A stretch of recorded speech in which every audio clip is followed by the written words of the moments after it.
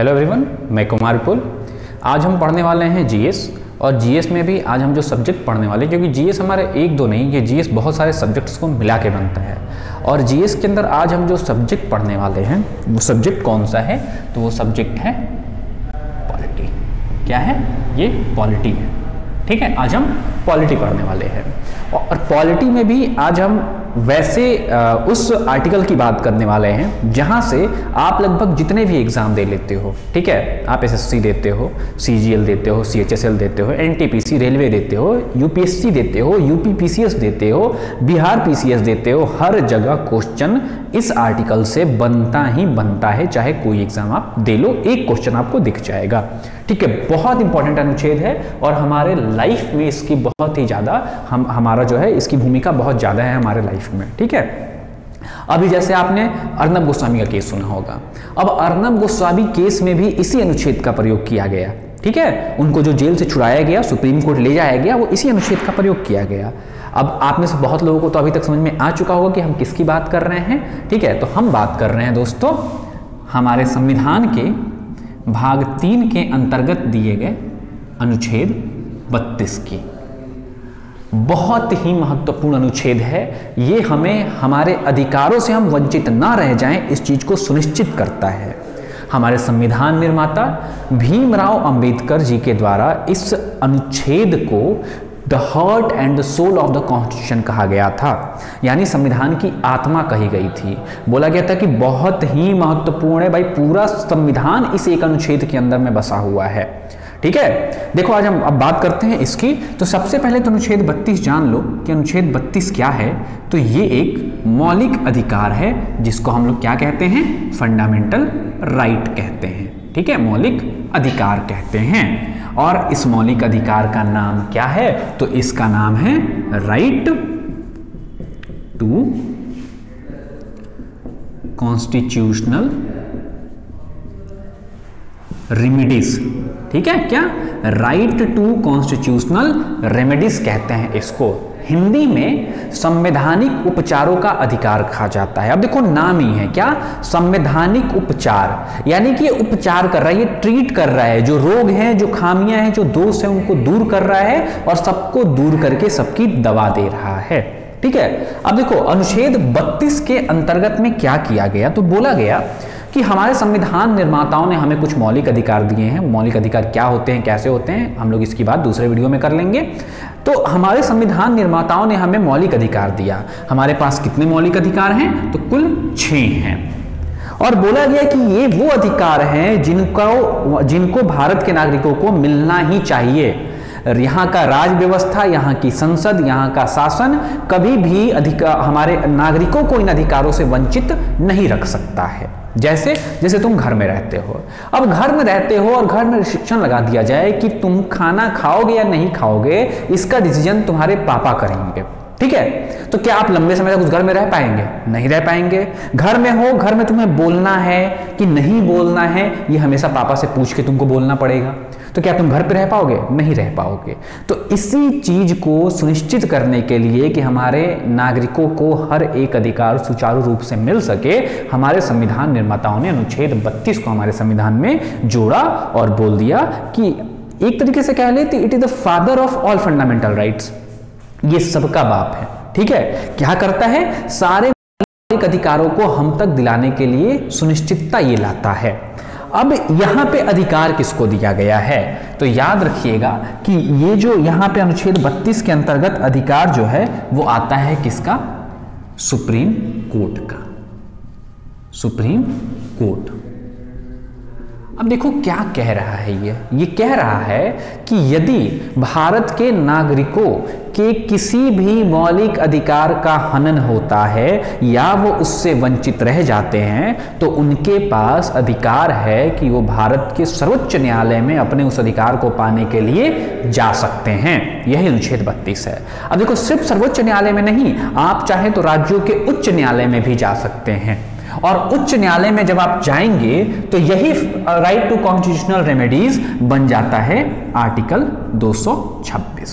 अनुच्छेद 226 के अंतर्गत हम अपने अधिकारों को पाने के लिए उच्च न्यायालय जा सकते हैं, जबकि अनुच्छेद 32 के अंदर हम सर्वोच्च न्यायालय जा सकते हैं। तो यहाँ पे यही अंतर होता है, बाकी सब कुछ सेम होता है। अब देखो क्या होता है, तो यहां पर जब हमारे अधिकारों का हनन हो जाता है तो न्यायालय के द्वारा एक विशेष प्रकार का आदेश जारी किया जाता है, और इस विशेष अधिकार को हम, इस आदेश को हम लोग रिट कहते हैं। क्या कहते हैं? रिट। हिंदी में भी रिट कहते हैं और इंग्लिश में भी इनको रिट कहा जाता है। अब ये रिट क्या है?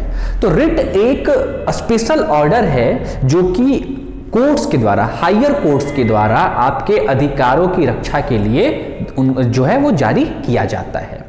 अब रिट की बात करोगे यानी कि कितने तरीके से हम अपने अधिकारों को बचा सकते हैं। ठीक है, तो चलो अब ये देख लेते हैं। आई थिंक ये आपको क्लियर समझ में आ गया होगा कि हम किसकी बात कर रहे हैं। हम अनुच्छेद 32 की बात कर रहे हैं, जो क्या सुनिश्चित कर रहा है कि कोई भी नागरिक अपने अधिकारों से वंचित ना रह जाए, उसकी बात कर रहा है। अब हम इसके अंदर देखते हैं कि ऑर्डर कैसे दिए जाते हैं और कितने कितने ये ऑर्डर्स होते हैं। ठीक है, तो रिट की बात कर रहे हैं, और रिट जो है वो टोटल कितने तरीके के होते हैं? तो रिट होते हैं कुल 5 तरीके के। कितने? 5 तरीके के। ठीक है, कौन कौन? अब देखते हैं उसको। पहला रिट कहलाता है हैबियस कॉर्पस, बंदी प्रत्यक्षीकरण कहते हैं इसको, और जो अर्नब गोस्वामी का केस था वो यही हैबियस कॉर्पस का केस था। कहा जाता है कि जब इलीगली किसी भी इंसान के द्वारा, किसी भी संस्थान के द्वारा, किसी भी व्यक्ति के द्वारा अगर किसी व्यक्ति को बंदी बना लिया जाता है और वो व्यक्ति अपने अधिकारों से वंचित रह जाता है, यानी कि बंदी बना लिया गया लेकिन उसके ऊपर दोष सिद्ध है नहीं है, किस आधार पे बंदी बनाया गया है ये प्रूफ नहीं है, तब उस व्यक्ति के पास पूरा अधिकार है कि वो न्यायालय में जाए और अपने जो बंदी बनाई गई संस्थान है उससे पूछे, उससे बोले कि भाई आपने मुझे क्यों बंदी बनाया, मेरी क्या गलती है।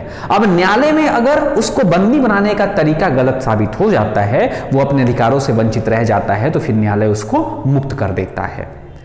ठीक है, यानी कि जब किसी को किडनैप किया गया इलीगल तरीके से, या पुलिस ने किसी को अरेस्ट कर लिया और पुलिस उनको क्या कर रही है कि अपने परिजनों से नहीं मिलने दे रही है, उनको फ्री लीगल एड, उनको कानूनी सहायता नहीं लेने दे रही है, आपको पता ही नहीं है कि उनको बंदी बना के कहां रखा गया है, तब वो व्यक्ति क्या करता है? वो व्यक्ति जाता है सुप्रीम कोर्ट में, हाई कोर्ट में, और वहां पे जाके अपना पिटीशन देता है, बोलता है कि भैया हमें तो बंदी बना लिया गया है। तब सुप्रीम कोर्ट क्या करेगी कि जिसने बंदी बनाया है उसके खिलाफ जो है ये आदेश सुनाएगी कि भाई उस बंदे को मेरे समक्ष लाओ, habeas corpus to produce a body, इसका मतलब ही होता है उस व्यक्ति को मेरे समक्ष लाओ, और अब हम ये डिसाइड करेंगे कि ये बंदा, ये इंसान जो गिरफ्तार किया गया है, जो अगवा किया गया है, ये तरीका गलत है कि सही है।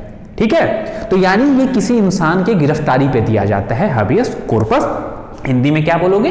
बंदी प्रत्यक्षीकरण बोलोगे। चलो दूसरे की बात करते हैं। दूसरे को हम कहते हैं मैंडेमस। मैंडेमस क्या मतलब? परमादेश। इसका हिंदी मतलब है परमादेश। देखो नाम ही है, परम आदेश, यानी कि भाई सबसे ऊपर का आदेश है। ये कब दिया जाता है? तो मैंडेमस रिट तब जारी किया जाता है जब कोई भी सरकारी समिति, सरकारी संस्था, अर्ध सरकारी समिति, अर्ध सरकारी संस्था, कोई भी सरकारी कर्मचारी या कोई भी सरकार से जुड़ी हुई संस्थान हो, व्यक्ति हो, वो अपने कर्तव्यों का निर्वहन नहीं कर पा रहा है। जैसे आप लोगों ने देखा हाथरस केस, अभी हम लोगों ने देखा था, हम लोगों ने देखा कि वहां पे किस तरीके से प्रशासन ने लापरवाही की, अपने कर्तव्यों का निर्वहन नहीं कर पाए। तब कोर्ट क्या करता है? इस मामले पे संज्ञान लेता है और उन अधिकारियों को, उन संस्थानों को डांट लगाता है, उनको बोलता है कि भैया आपने ये काम क्यों नहीं किया, उनको आदेश देता है कि आप अपने कार्यों का निर्वहन सही तरीके से करें, अन्यथा आप पर कानूनी कार्रवाई की जाएगी। ठीक है, तो ये उन लोगों के लिए है जो गवर्नमेंट या फिर गवर्नमेंट से जुड़ी हुई संस्थान या व्यक्ति होते हैं, उनके लिए उनके कर्तव्यों का निर्वहन न करने पर न्यायालय के द्वारा उनके कर्तव्यों को निर्वहित किए जाने के लिए, उनके कर्तव्यों को किए जाने के लिए ये जारी किया जाने वाला रिट होता है, जिसको परम आदेश कह रहे हैं। अगला होता है प्रोहिबिशन। इसको हम लोग निषेध या प्रतिषेध भी कहते हैं। ठीक है, निषेध या प्रतिषेध कहते हैं। अब देखो ये किस पे जारी होता है? तो ये उच्च न्यायालय या उच्चतम न्यायालय द्वारा अपने निम्न के न्यायालयों पर जारी किया जाता है, यानी कि जुडिशियल ये रिट है। अब ये क्यों जारी किया गया? तो ये बोला गया कि भाई आप जो है प्रोहिबिशन में बोला गया है कि अगर न्यायालय ने अपने न्यायिक क्षेत्र से बाहर जाके कोई फैसला दे दिया, जैसे मौलिक अधिकार, अब मौलिक अधिकार जो सब्जेक्ट है वो सुप्रीम कोर्ट या हाई कोर्ट का सब्जेक्ट है। अब मान लो कि कहीं पर कोई एक निचली अदालत है, एक निम्न अदालत है, एक ट्रायल कोर्ट है, एक जिला कोर्ट है, एक सेशन कोर्ट है। अब ये मौलिक अधिकारों के ऊपर सजा सुना देते हैं किसी भी व्यक्ति को जो उनका अधिकार क्षेत्र ही नहीं था। तो जब न्यायालय से ऐसी गलती हो जाती है तब सुप्रीम कोर्ट या उच्च न्यायालय क्या करता है, इस मामले में संज्ञान लेता है और उनके उस आदेश को खारिज कर देता है, उनके डिसीजन को खारिज कर देता है और बोलता है कि अब ये मामला मेरे समक्ष लाओ और हम इसकी सुनवाई करेंगे। तो ये रिट कब जारी किया गया? न्यायिक रिट है। न्याय के जब निम्न अदालतों द्वारा अपने न्यायिक क्षेत्र से बाहर जाकर किसी चीज में सजा सुना दिया गया तो उस सजा को क्या किया जाता है? खत्म कर दिया जाता है। ठीक है, चलो उसके बाद आता है सर्टियोररी। ठीक है, सर्टियोररी उत्प्रेषण कहते हैं या प्रामाणिकता कहते हैं इसको। ठीक है, इसके दो नाम है, उत्प्रेषण या प्रामाणिकता। बोला गया क्यों जारी किया गया भाई? तो जारी इसलिए किया गया कि हम लोगों ने देखा यहां पर प्रोहिबिशन में कि निम्न न्यायालय ने जब अंतिम निर्णय दे दिया था तो उस निर्णय को खारिज करने के लिए सुप्रीम कोर्ट या हाई कोर्ट प्रोहिबिशन डालती है। लेकिन सपोज करो कि अभी मामला चल रहा था उस कोर्ट में और कोर्ट को पता चल गया कि ये अपने न्यायिक क्षेत्र, अपने अधिकार क्षेत्र से बाहर जाके डिसीजन ये सुनवाई कर रहे हैं। तो जब ये मामला चल रहा है तब उस समय जो रिट जारी किया जाएगा उसको सर्टियोररी कहेंगे, उत्प्रेषक कहेंगे। और ये क्या करता है, वो जो सेशन कोर्ट जिस मामले पे या जिला न्यायालय जिस मामले पे अपनी सुनवाई कर रहा है उसको वहीं पर वो रोक देता है और बोलता है कि अब ये मामला मेरे समक्ष लाओ और अब इसकी सुनवाई हम करने वाले हैं। तो देखो बहुत ही बेसिक सा डिफरेंस होता है प्रोहिबिशन और सर्टियोररी में। दोनों में लोअर कोर्ट्स होती हैं। आज जारी किस पर किया गया है? दोनों केसेस में लोअर कोर्ट पे जारी किया जाता है और करने वाला कौन है? हाई कोर्ट और सुप्रीम कोर्ट। लेकिन दोनों में बेसिक अंतर क्या है? यहां पर फाइनल डिसीजन देने के बाद इसको सुनाया जाता है, यानी कि निर्णय आ चुका है, उस निर्णय को बर्खास्त किया जाएगा। लेकिन यहां पे क्या किया जाएगा कि जब मामला जो है वो सेशन में है, ट्रायल में है, यानी कि अभी उस पर अंतिम निर्णय नहीं दिया गया है, तब इसको जारी किया जाता है। तो ये हमारा 4 रिट हो गए। अब हम पढ़ते हैं 5वें रिट को। ठीक है, और इसको हम लोग क्या कहते हैं? इसको कहते हैं क्यू वारंटो। हिंदी में इसका नाम होता है अधिकार परीक्षा और इसका मतलब होता है किस अधिकार से, बाय whom अथॉरिटी।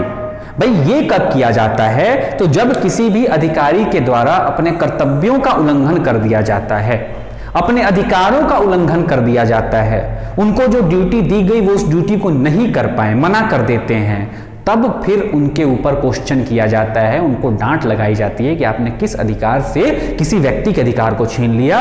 ठीक है, मान लो कि कोई किसी डीएम के साहब के पास जाता है और डीएम साहब उसका ये काम नहीं करते हैं, वो टाल देते हैं, बोलते हैं भाई तुम्हारा काम नहीं होगा। तब वो कोर्ट के पास चला जाएगा और बोलेगा कि भाई ऐसा ऐसी चीज हुई है। तो फिर कोर्ट उनको वो क्या बोलेगा कि आपने किस अधिकार से, जब आपका अधिकार ही है, जब आपका कर्तव्य है जन सेवा करना, तो आपने किस अधिकार से इस चीज के लिए मना किया है।